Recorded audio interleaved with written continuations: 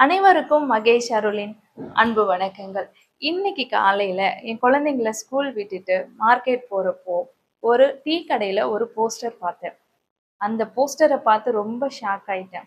அதுல என்ன இருந்துச்சு அப்படின்னா, ஒரு சங்கு கழுதப்பால் ₹100 அப்படின்னு போட்டிருந்தது. கழுதப்பாலுக்கு எதுக்கு இவ்வளோ டிமாண்ட்? நம்ம சாதாரணமா டீ காஃபிக்கு வாங்குற பால் லிட்டரே 60-70 ரூபாய்க்கு நமக்கு கிடைக்குது.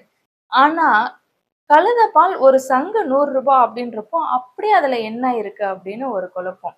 அப்போதான் நம்மளோட சின்ன வயசுல நடந்த சில நினைவுகள் எனக்கு ஞாபகம் வந்துச்சு.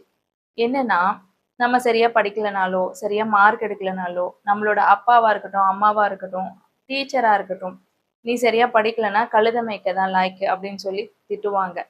எல்லாருமே நம்ம லைஃப்ல இந்த ஒரு வார்த்தைய கடந்து வந்திருப்போம். கழுத மேய்க்கிறது ஒண்ணும் அவ்வளோ மட்டமான தொழில் கிடையாது. ஆனா, யாராவது ஒருத்தர மட்டம் தட்டி பேசணும் அப்படின்னா, அந்த வார்த்தைகள பயன்படுத்தி பேசுவாங்க. ஆனா, இன்னைக்கு என்ன நிலைமை? அதே கழுதப்பால் ஒரு சங்கு ₹100 அப்படின்னு வித்துட்டு இருக்காங்க. அத நினைக்கிறப்போ ரொம்ப ஆச்சரியமாவும் இருக்கு, சிந்திக்கவும் வைக்குது.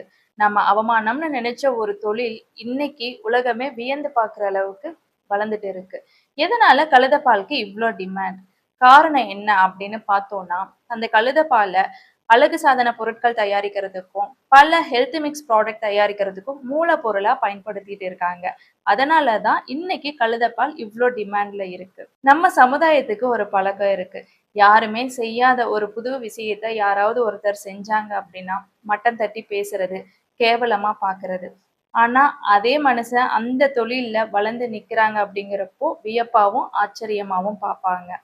இந்த விஷயம் நமக்கு என்ன சொல்ல வருது அப்படின்னா, எந்த ஒரு தொழிலுமே மட்டமான தொழில் இல்ல.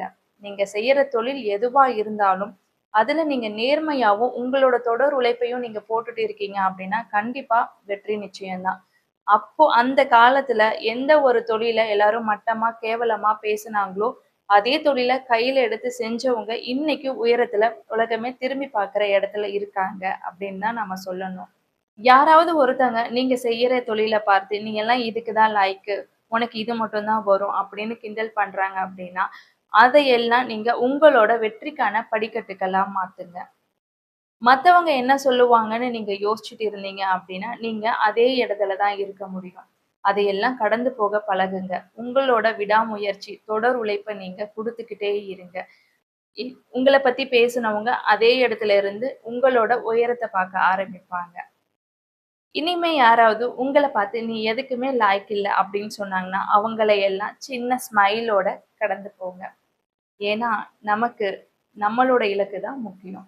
மீண்டும் மற்றொரு அழகான பதிவில் உங்களை சந்திக்கின்றேன். அதுவரை உங்களிடமிருந்து விடைபெறுவது உங்கள் மகேஷ் அருள். நன்றி, வணக்கம்.